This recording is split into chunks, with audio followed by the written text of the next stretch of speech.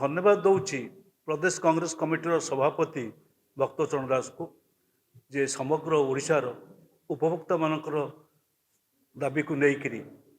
किसी दिन आप अल्प दिन तले सांबादिक सम्मेलन करी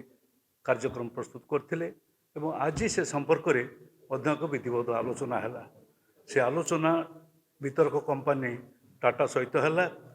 आम समस्ते उपस्थित हलु केवल गोटे कथा मुझे कही रखे आम राज्य को टाटा हो बा जेकोसी कंपनी आसतु विद्युत कंपनी एठिकार आम कोईला आम पानी रे उत्पादित जिनस को अल्प दर रे किणुछंती एवं आमको बहुत दर रे बिक्री कर विभिन्न बाटर आमको कंज्यूमर मान को शोषण कर सारा ओडिशा रे गोटे जनसचेतनता आवश्यकता अच्छी एवं ता करा जाउची एवं प्रदेश कांग्रेस कमिटी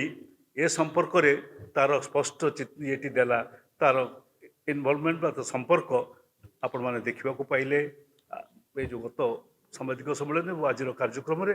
एवं गोटे कथा से बारंबार कहते जे अमुक कथाटा से कोड रे अच्छी ओआरसी करिवो सरकार करिवे आवश्यक पड़िले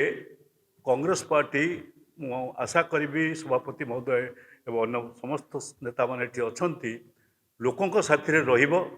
एवं लोकंकर उपभोक्ता माने सर्वप्रकार सब प्रकार लोकों संगे रहिबो एवं ये लड़ाई रे दरकार पड़िले ये जो आईन है लोक विरोधी आईन है जहाँ को उदाहरण करी शोषण चली से आईन को परिवर्तन करवा से आईन को पूरापूरी रद्द करवा